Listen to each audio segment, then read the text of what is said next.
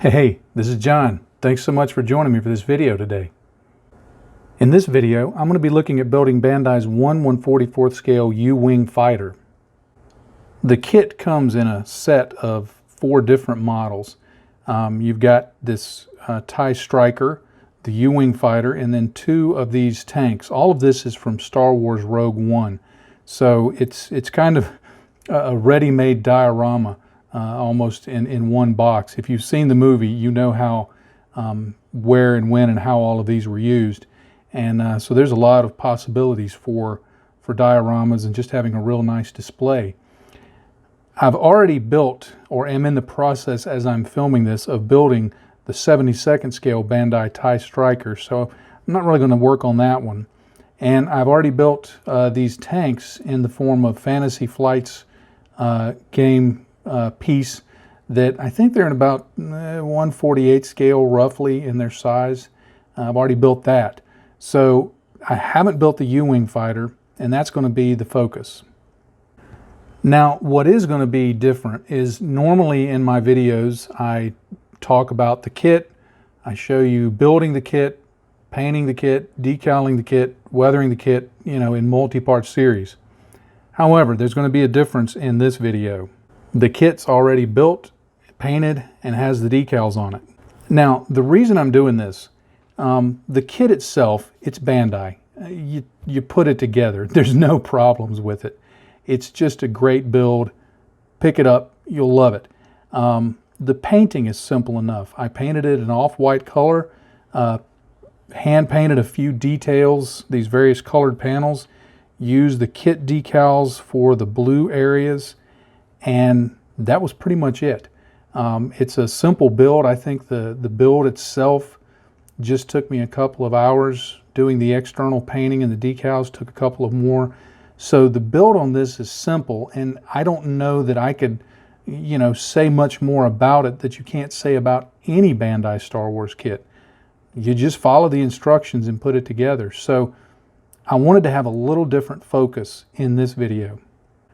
Now, if you've watched any of the Star Wars movies, and especially the first 3, and I guess I could throw Rogue One into that same group, because in terms of the overall timeline in which these appear, they're all grouped in about the same timeline. The Alliance or Rebel spacecraft from that series, from that part of the canon timeline, had a very distinct look in the way they were weathered, the factors that went into the weathering, and why they did it the way they did it. So what I want to do in this video is focusing on how do you do a good canon weathering job on an Alliance fighter ship. Now, in preparation for this video, I watched, and nobody had to twist my arm at all, I watched quite a few videos and documentaries and looked at photos of the original props from the movie, and listened to videos of the original designers describing how they did things and why they did things. And I wish I could put screenshots of some of those up here, but because I lost George Lucas's phone number on my speed dial, not really, but not that I ever had it, I don't have any way of asking permission to use those, and I don't want to make YouTube mad at me, but you can do exactly what I did. I went to Google and I just started searching for things like Star Wars props and behind the scenes Star Wars and things like that. And you find loads of videos and loads of pictures. Now, you do have to be careful to try and figure out which are actually pictures of the original props and which are either recreations or newer photos or something like that aren't the originals. But you can generally tell which ones are the originals. And it's interesting when you examine those, especially if you watch some of the behind the scenes videos, that when you look at how they weathered them from a modeling perspective, they weren't that great looking. Meaning, if you would have taken that model at the time and stuck it, or even now, and stuck it on a contest table and told somebody to judge it and didn't tell them, hey, this was an original X-Wing model from Star Wars, the original Star Wars, the 1977 one.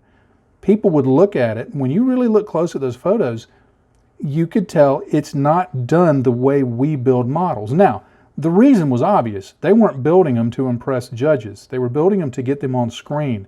And a lot of those models, they would have half a second of screen time, and then they would explode and go tumbling along the surface of the Death Star.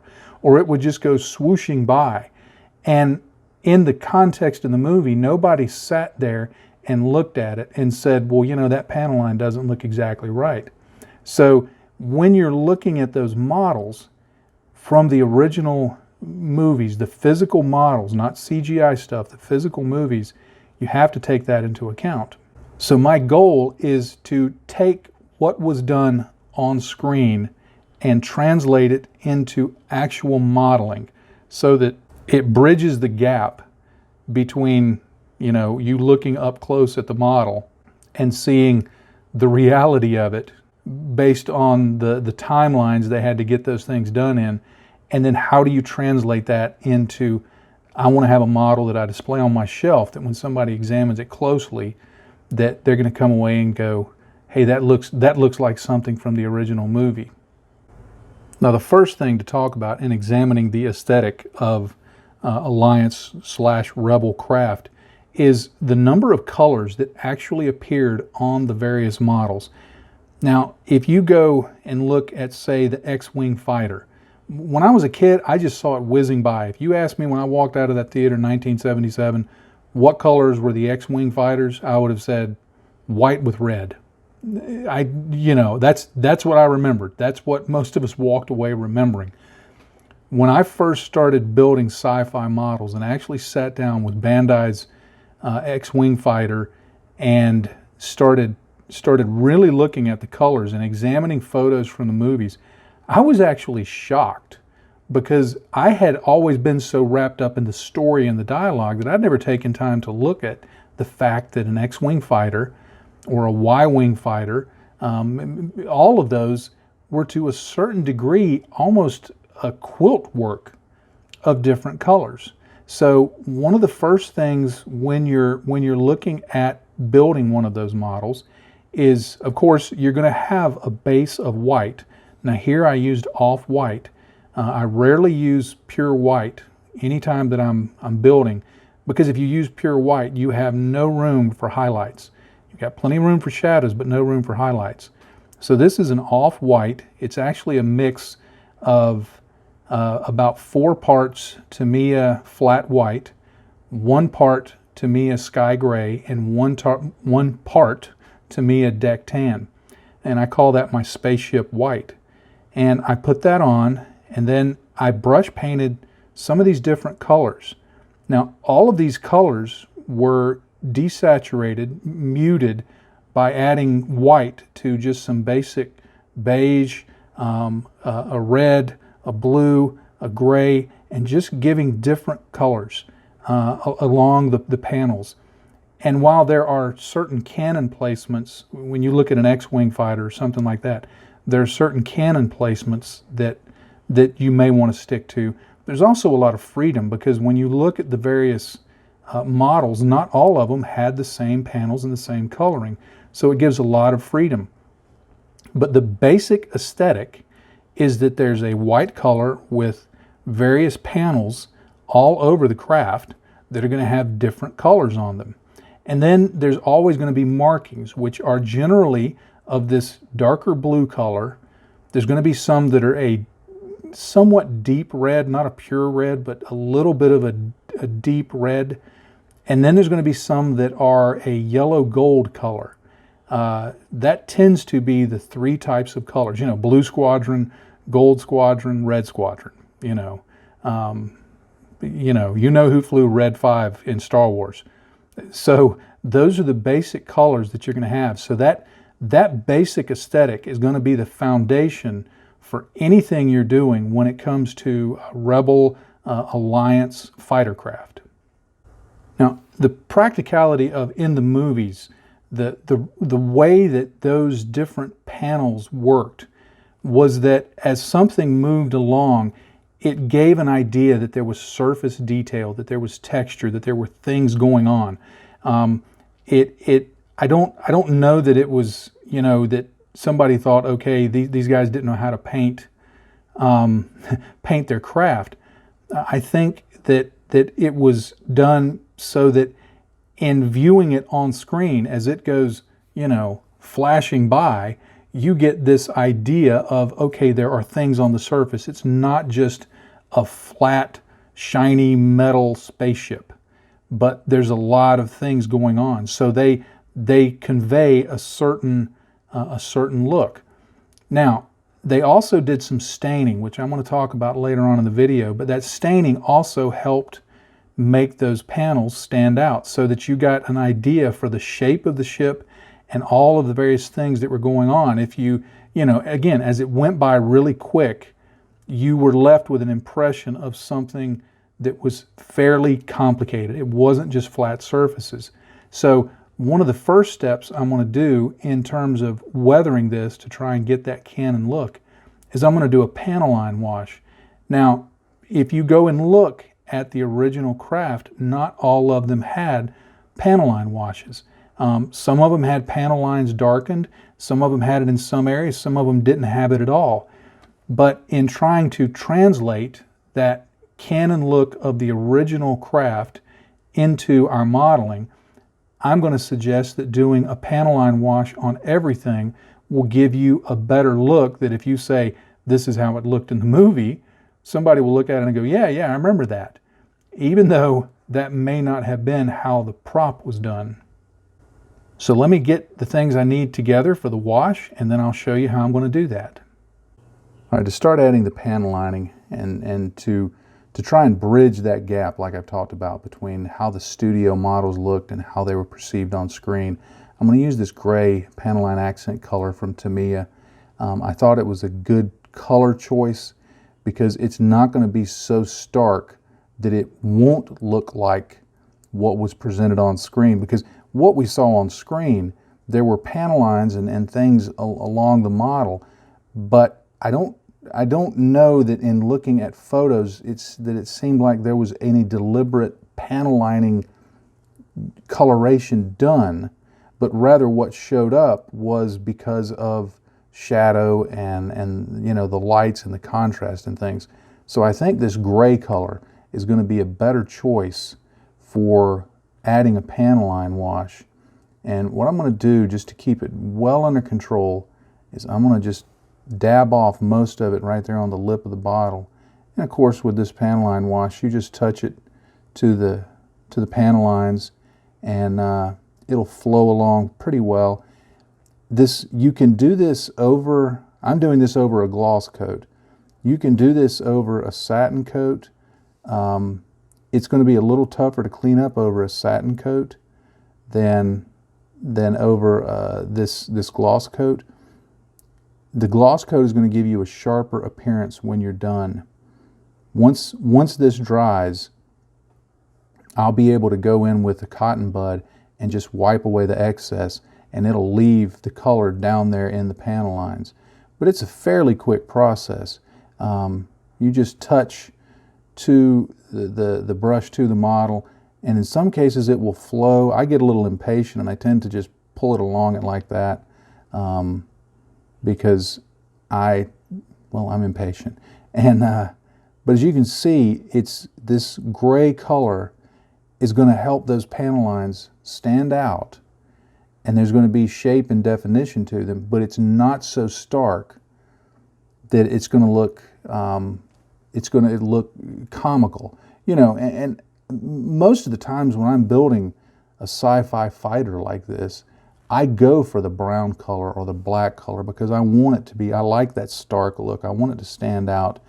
But in this case, because of my goal, which, I've kind of flogged that one talking about it over and over, but I think it fits my goal better. I find that when I'm building any model, that if I have a goal in mind of the look that I'm trying to achieve, it really helps me as I'm looking at it, evaluate it. Does that meet the goal that I'm trying to reach? Does that fulfill the look that I want it to have? And so I'm really liking the choice of this gray color because it very much gives it a shadowed look, but it doesn't give it a dirty look. It's not that I'm not going to make this dirty looking later on, but I want to confine the dirt to exactly the places that I want it and not necessarily to have everything looking grimy. So let me continue going around the model to do this, and I'll show you what that looks like when I'm done. All right, I've got the gray color on there and I'm letting that dry. What I want to do now is use some of the black panel line accent color. And all I'm going to do here is I want these grills around the engine to just look like they've got a little more depth going on. And you see how intense that black color is against the pale gray of the surface. And if I would have used that on the whole model, man, it would have just been super contrasty.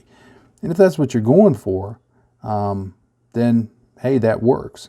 But I wanted something a little more subtle for most of the model. So I'm going to go in and I'm just going to put this on around all of those engine grills so that they'll stand out a little more, so that it looks like, okay, there's some kind of, you know, deeper recess there that maybe it's pulling in, I don't know, space air or whatever happens when these things fly around. But man, I'm really liking the flow of these Tamiya Panaline accent washes. I had forgotten how nicely they flow. And you know, I've always heard, well, years ago I heard, you know, nobody ever got fired for buying IBM. I think with modeling products you can say nobody ever got fired for buying Tamiya. Tamiya and Bandai are just two companies that I haven't found really anything that they do yet that isn't of really high quality and that I like using. So I'll continue doing this and get that done. And once I'm done with this, the gray should be dry enough and I can show you how I remove that. All right, well, this is going to be take 2 of cleaning up the panel lines. I sat here and talked about cleaning up this whole side over here, and looked up and realized that I had not put my camera on record. So I'll admit this is take 2. But what I'm going to do is I'm going to take a cotton bud and I'm going to dip it in some odorless thinner. And I'm just going to roll that on this piece of paper towel because I want to get most of the thinner off. And then all I do is just go in, and where there's excess wash, I just clean it up like that. I try to, where I can, wipe across the panel line rather than parallel with it, because if you parallel it, I find that sometimes you can lift the wash out of the panel line if it's not in there real good, or if it's very petite, shallow panel lines. And in the case of this model, they are very shallow panel lines. So you have to be careful of that. But I just go through and do this cleanup. Now, when you're doing the cleanup, if you do pull some up in an area that you don't want it to be pulled up, if it pulls out of the panel line, just keep doing the cleanup and go back and fill in that one spot later. I don't ever stop and then add it in and wait for it to dry. I go ahead and just continue with the cleanup and then go back and fix that one area.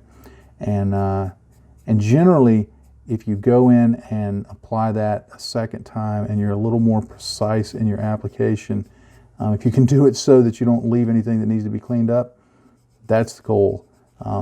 That's where it gets to the good stuff. But I'll continue going around the model and cleaning up these panel lines, and that'll get it ready for the next step.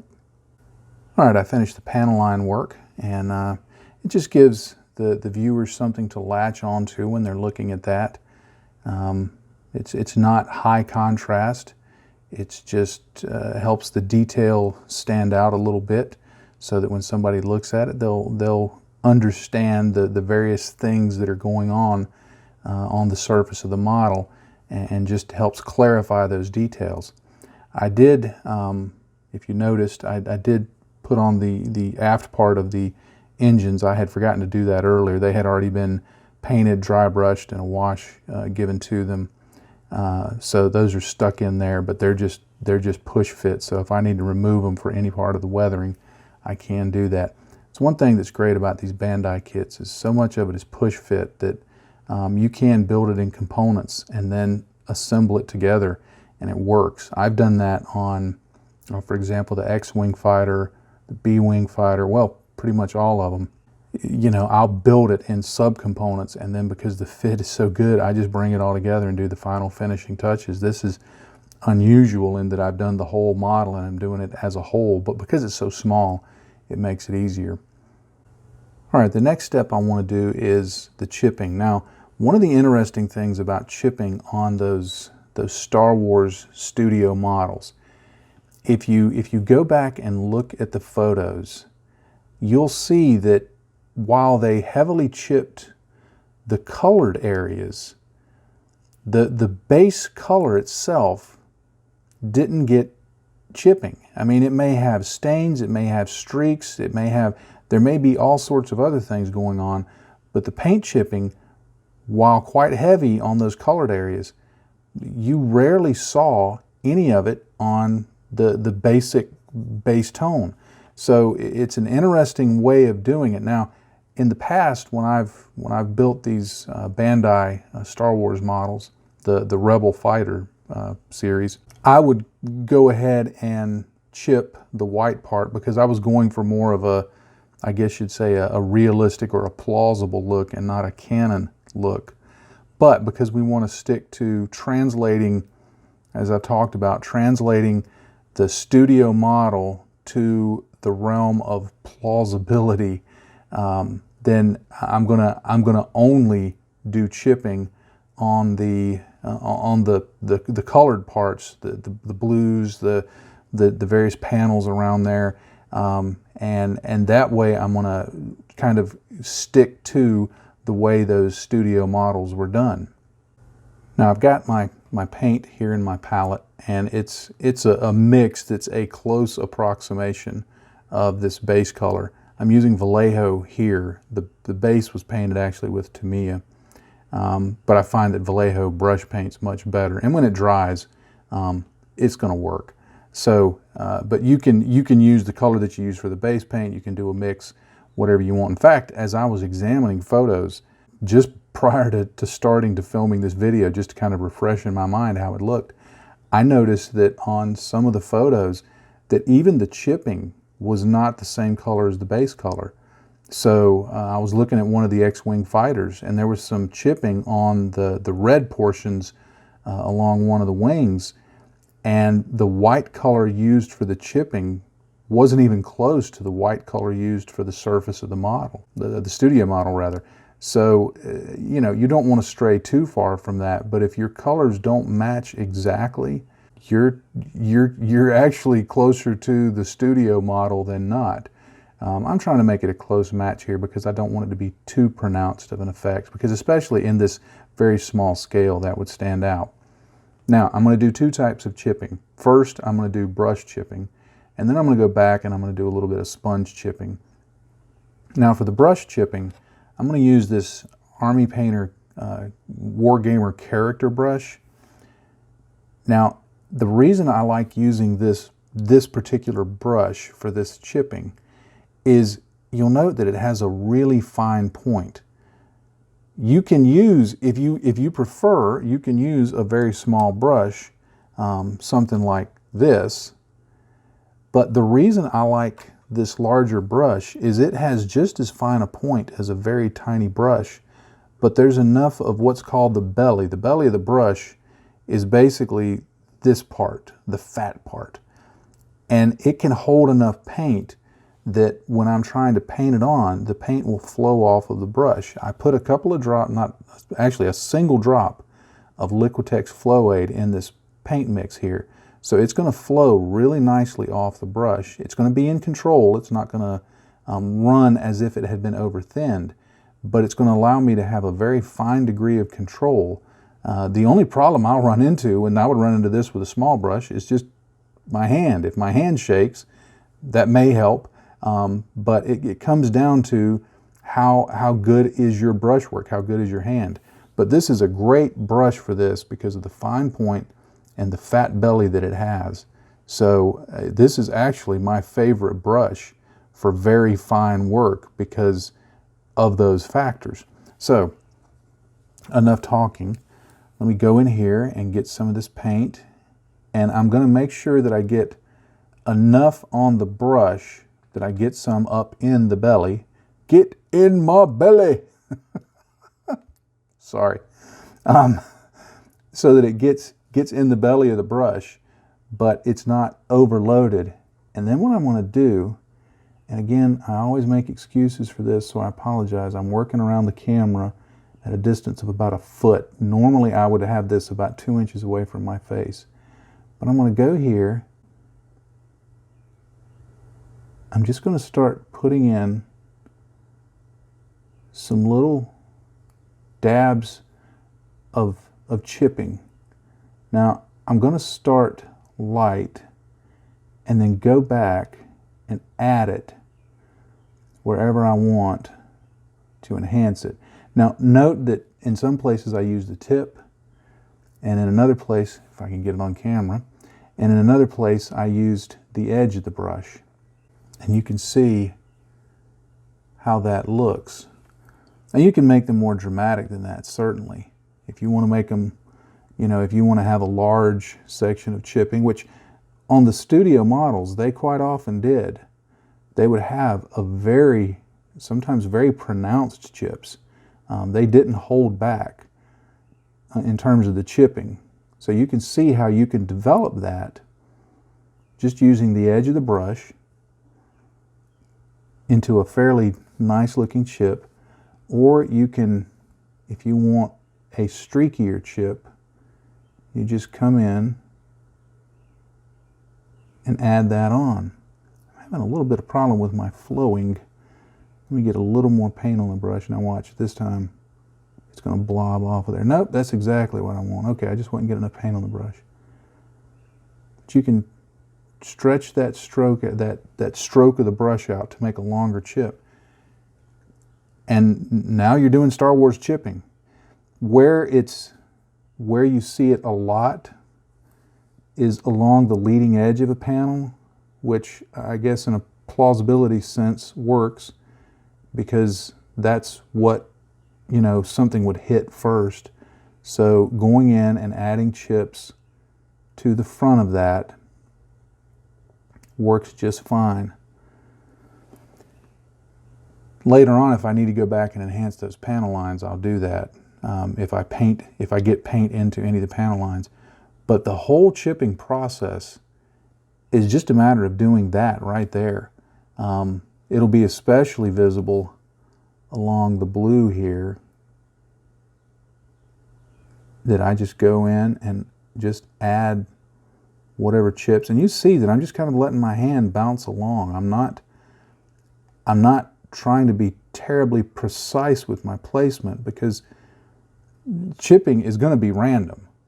It's going to be, you know, it's going to fly through the debris of a TIE fighter, or, you know, hit little particles of things in the space, or if it's flying in the atmosphere, you know, there may be debris flying up. Or when I was reading a story from World War II of some Wildcat fighters flying from their carrier to a land base in the South Pacific, they went through a hailstorm, and the writer, who was one of the pilots, said that when they landed, all of the paint on like the forward third of the fuselage and about a quarter of the way back on the wings had been pretty much completely chipped off down to either the primer or the bare metal, because they went through a hailstorm. So, you know, things can happen that really do some, I guess you'd say, some egregious damage to the paint.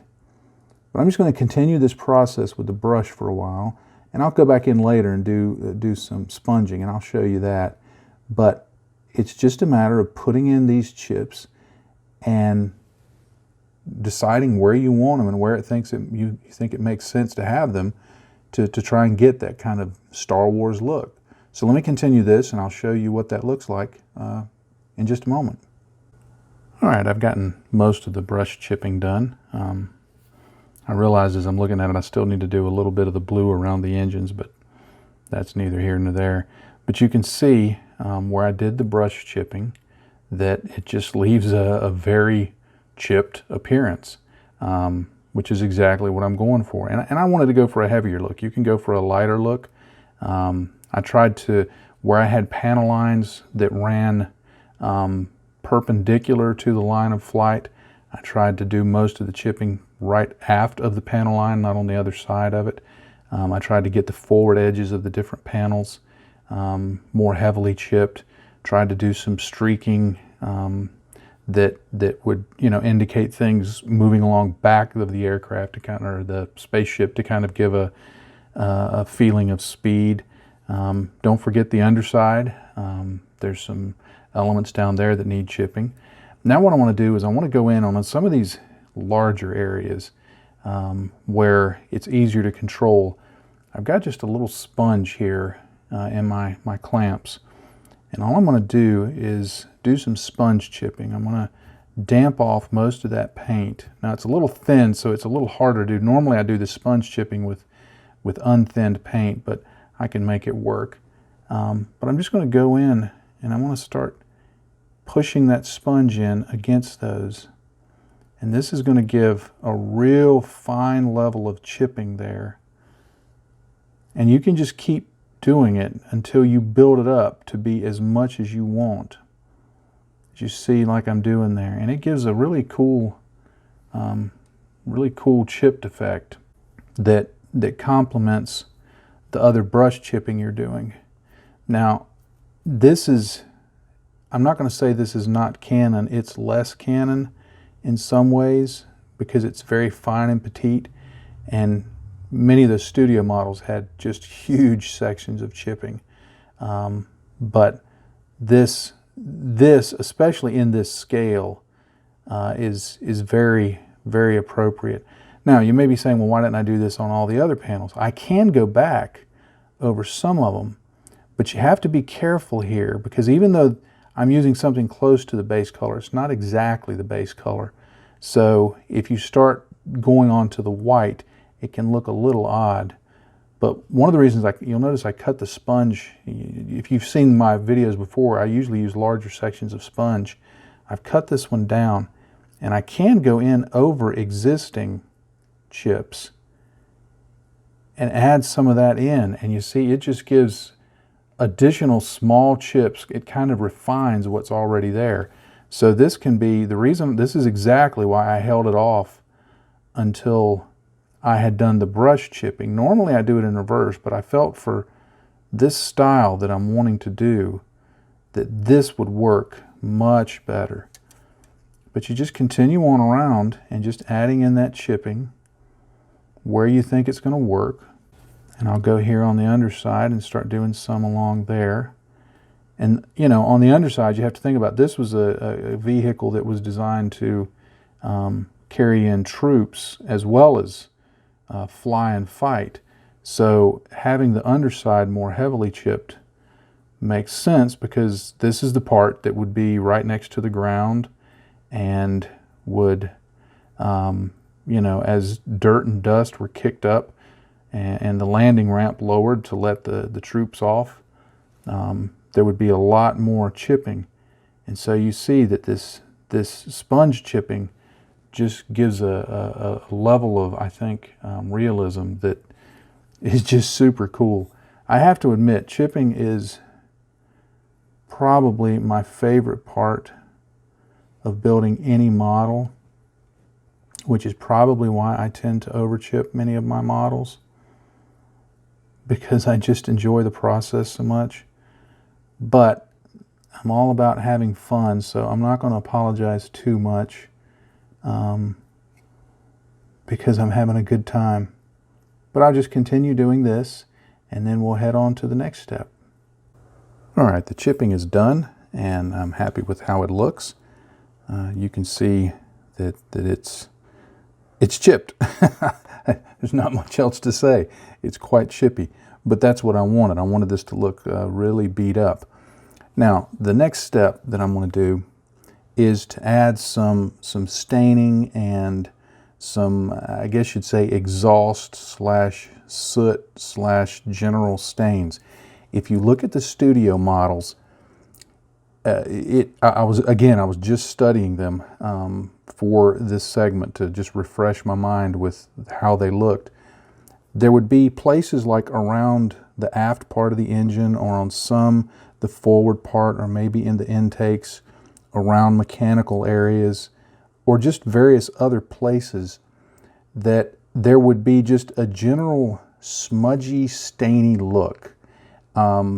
It almost looked as if they would have just, on those larger models, it almost looks as if they would have just taken something like shoe polish and just kind of gotten some on a large brush and just smeared it over it. Not in a haphazard way, but really in much the way that as modelers would do it, we would use oil paints.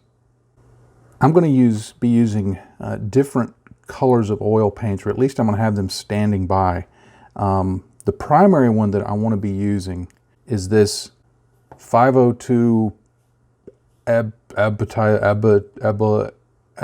Abbey's Lung Starship Filth. Yes, I know it's Abtai Lung, but it's Starship Filth. Now, this is a great color because it's a bit browny, but it's got a grayish. It's hard to. It's a very schmoo color. It's kind of a brownish, bluish, grayish. It just looks dirty. I mean, Starship Filth is the correct word for it. Now, I'm also going to have standing by some raw umber for some other streaking and staining that I may do. This will be, I'll use less of this. Now, if you don't have the Abtai Lung, the Starship Filth, then I have been told that some Payne's Gray mixed with just a little bit of raw umber will get something close to it. But that's just something I've been told. I've never actually mixed it up. I've got a tube of this, so I've never had to mix it. So you may want to try that. Also, you can use something like Lamp Black or Payne's Gray if you don't have any of these. Lamp Black is a very, very black color, so be aware that you have to use that, knowing that it's going to be super high contrast, but it's still a good color to use. All right, I've put my paints on this cardboard palette, and I labeled them Raw Umber, Starship Filth, and Lamp Black, just so, because they're so fairly close, I wanted to make sure I didn't get confused about it. And then on the back, this was ice cream. See, the best way to get your cardboard palettes is to eat ice cream bars. Highly recommended. It's the best cardboard for oil paint palettes. Anyway, I stuck a piece of Tamiya tape, just rolled it up, stuck it on there, so that when I put it down here, it won't be sliding all over the place. All right, I'm going to take a fairly fat brush like this and a piece of paper towel, and I'm just going to dip it just barely in that Starship Filth, and I'm going to brush off most of it. Now, the great thing about oil paints is if you get too much on, they're very easy to clean off, and you have plenty of time to do it. But I always try to start very, well, I guess you'd say sparingly, to get this to work. Now, what I want to do is I want to add some staining on the aft part of the engine. So now that I've wiped that off, I'm just going to begin going in and dry brushing. Yes, you can dry brush oils. And I'm going to begin dry brushing that and just working the paint in from, in the start line, I just picked kind of halfway up that panel, kind of along this panel line. That's just an arbitrary point. That's just where I chose to do it. If you want it to be the whole engine, that's fine. If you just want it to be this back half, it's wherever you want. Because if you look at those studio models, not all of them were weathered the same or done the same. Now, I'm going in here and I'm trying to get in some of the, into some of the panel lines that are staying white. I do want to try and get some of that in, but I'm going to be okay with leaving it where not everything is completely stained. And I just keep adding that in. Make sure you go around so you get the whole circumference of the engine. But I'm just going to add that in like that on both of them. Now that's not the final look, because what I'm going to do here is, once I get a section of it done, I'm going to work with the fact that oils are very, they take a while to dry, and I'm going to go back to my paper towel and I'm going to wipe off most of that color like this. And this oil paint will, you don't have to get a lot on here. It will keep smearing and smearing and smearing. So it's really useful that way. But then I'm just going to go back and I'm just going to start feathering those edges a little bit. And I'm starting my stroke beyond where the oil paints are, and I'm just drawing those back. I'm just blending it in, kind of like, if you're familiar with the dot filter technique, kind of like that, but I'm not making it completely disappear. I'm just getting it, I'm stretching out the oil paint. And you can do it the other direction if you want, because you're trying to just make it grimy. Now you see I've pulled most of that away, which is okay, because what I can do now is go back and get some more and start the process again. Sorry that went off camera, but I'm holding this paper towel in place. And this time I'm going to start just a little further back and build up that darker color. And you can repeat this process as many times as you want to get the look that you want. You know, and you may have one area that's going to be really, really grimy. So you may do one completely stained, and you may do another one that's not so stained. But the point is, you just keep adding this color in to any of the mechanical areas. Like for instance, this is a great area to do it, just right around this opening for these mechanical parts. And all I'm doing there is just turning the brush this way, so I'm hitting it with the smaller edge. And I'm just going there and just dry brushing the edge of that all the way around to develop that grimy, stainy look like that. Now, you could do this with an airbrush. I chose not to, simply because one, it's easier to demonstrate on camera, but two, not everybody has an airbrush. So if you have an airbrush, you could use thin paints of a similar color, very thin paints, and airbrush that on. But I think the oil paints give it a really, really nice look, and they're very flexible. I can still make adjustments on this for a couple of days. So let me go ahead and continue doing this and get him all stained up, and I'll show you what that looks like. Okay, I finished getting those stains around the engines and the other mechanical areas, and it's starting to look fairly Star Wars-y. I put it around the aft part of the engines, along the front of the intakes, around this opening here, right here at the back. I did some of the dry brushing with that, along the mechanical area here, and then up here at the front where there's some more kind of mechanical areas. So anywhere where there's going to be either engine fiery things, mechanical movie things, or shooty pew pew things, I just went in and dry brushed it with that color, and then did that process that I talked about of cleaning the brush off a little bit and going back and just refining it a little bit. And notice that, you know, I had it a little heavier here, a little lighter here. This one I stained almost the entire thing. So, you know, you adding some variation actually makes it more plausible. It sells it in the viewer's mind better, because, you know, if you've ever seen a weathered vehicle, it's rarely weathered the same way all around and on all, you know, equal on both sides. So having some difference there works.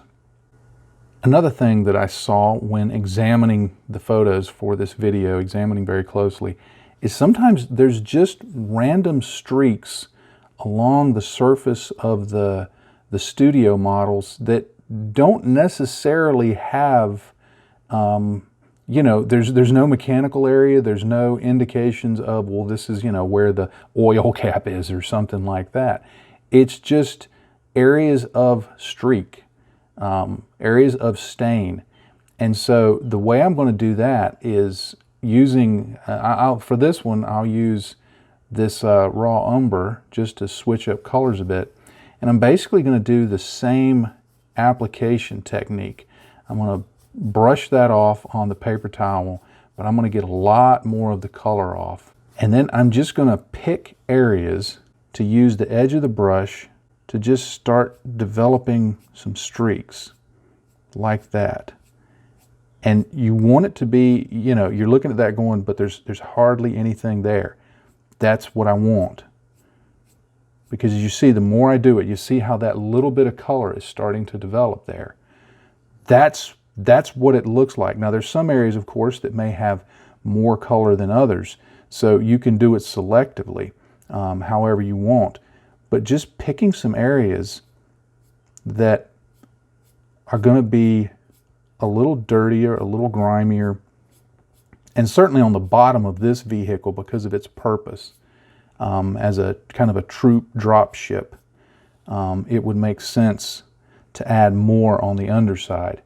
Now, one little trick you can do if you want, let's say you want some of the staining to begin at a specific panel line, as if it's coming back from that, or at a specific point. Like, see this little mechanical detail right here? Let's say you want it to look like something's coming back from that. What you can do is take a piece of tape, and you're going to want to de-tack it on your hand because you don't want the tape sticking so hard that it lifts off paint or lifts off chipping or whatever. But you just put that right up at the edge where you want the staining to start. And I want it right there. And then what I'll do is I'll go in and let's see, let's use this lamp black. Let's get that dark color there. And I'm going to brush this off. And you can use a smaller brush for this more precise stuff here, but I'm fine with using this one. But what you're going to do, and you want to line your hand up so that you're coming straight back, but start on the tape and start bringing that back like that. And I'm gonna develop this to be a pretty good streak there, like that. There. All right, you see the color we've got there. Now, when I lift this tape carefully off of there, that starts right there. And so it looks like that something happened there and it's just streaking back. So you could use that technique, you could not use that technique, you could get very sophisticated and you could tape, like if you wanted, see how this panel line here, there's an angle and then it comes straight across.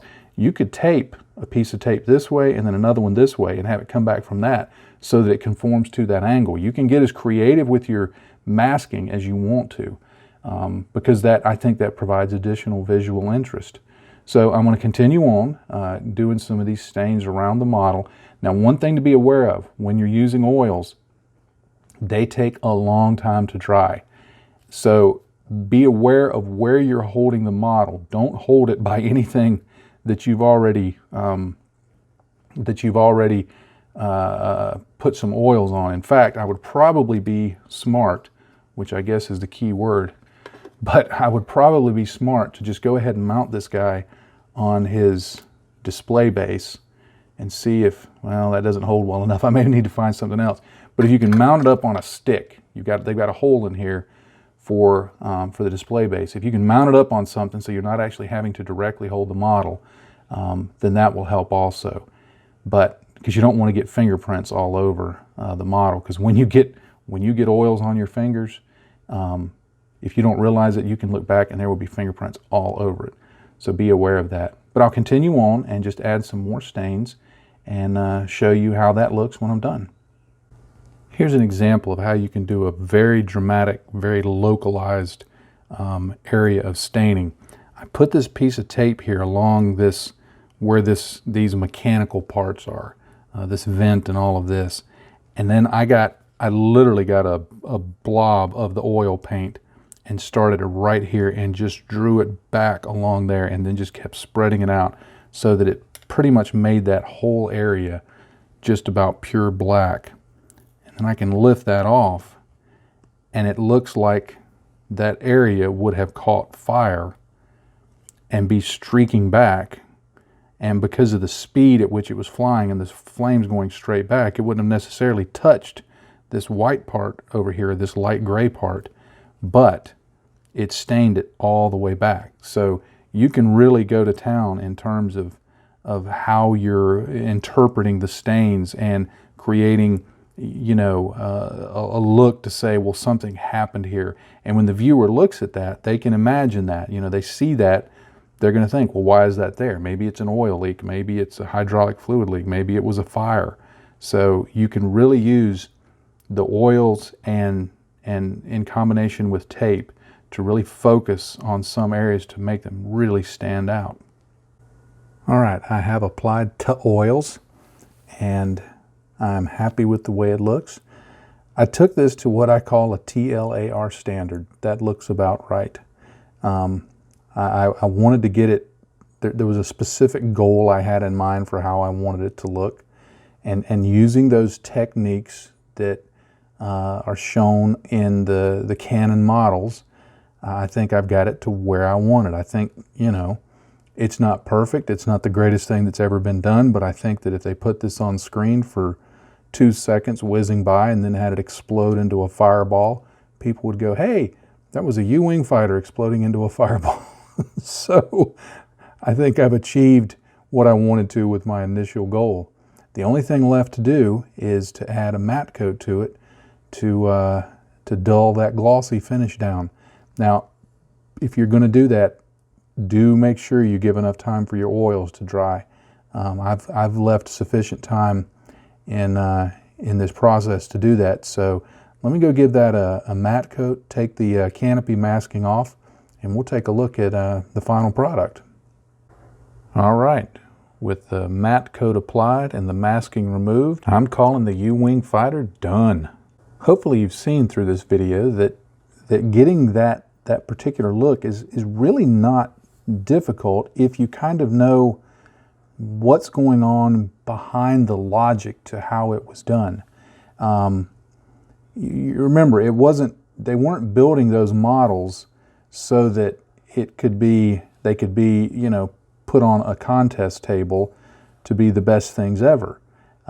They had short timelines. They would get a request for, okay, we have to have it look this way, or we have to have it look that way, or we're going to be doing the shooting tomorrow and it needs to look like this.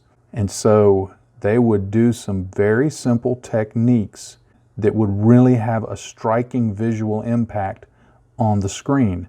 So translating that into a model, once you understand that, you know, the basic work of it was give it a paint scheme with a certain aesthetic, do some chipping, do some staining, you know, maybe in some areas, depending on what the shot was, maybe look like it had a burn on it or something like that. But for the most part, the techniques I've shown here in combination and in varying degrees are going to be all you really need to get that more Canon look. Now, is there more that could be done? Sure, absolutely there's more that could be done. I could go in with oils and do specific streaks and stains and, you know, do more panel line washes and rust marks and rain marks and dot filters and all of those other things. And if my goal is to have a plausible look, then that's what I'm going to want to do. But if I want to go for a more Canon look, then these simple techniques will get you there. Well, thank you so much for watching this video. I hope it's been a helpful one and an enjoyable one for you, and especially if you're still watching it at this point. I am most grateful. I know it's gone a little bit long, but I wanted to make sure that I not only demonstrated the different techniques, but that I also discussed why they're being used, because I think when you understand the why, it makes the how much easier. Because, you know, anybody can apply some oil streaks and stains and things like that, but knowing why you apply them and where you apply them and kind of the purpose behind what it is you're trying to do, I think that makes it much more helpful, hopefully. I hope you think it has.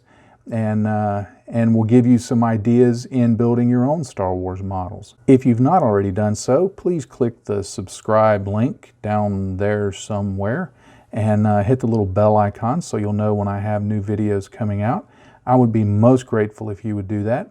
There's also links down below to the various social media platforms that I'm on, so if you're on one of those platforms, I would love to hear from you, so please connect with me there. And there's also a link to Patreon. Patreon is how I can get this all done. It pays for the paints, the model kits, the hosting on the website, the software that I use to edit the videos. You know, it's going to be buying me a new camera soon, so I can hopefully do some better quality video. So Patreon is really what makes this work. And if you like what I'm doing and want to support it, there are several options that you can choose to support me at with different benefits for them. So I'd be grateful if you just take a look. Just take a look at what's there and see what you think of it. And I would be most grateful for your support. And certainly if you're already a Patreon supporter, thank you so much. That means so much to my family and I. As I've said before, I couldn't afford to do what I do at the pace I do with the materials and equipment that I do it if it were not for you guys. So thank you so much for your support. It's truly something that both me and my family are very grateful for. So thank you so much. And finally, as always, I'll leave you with one final thought. In this hobby, if you're not having fun, you're doing it wrong. Happy day to you, friends. Bye-bye.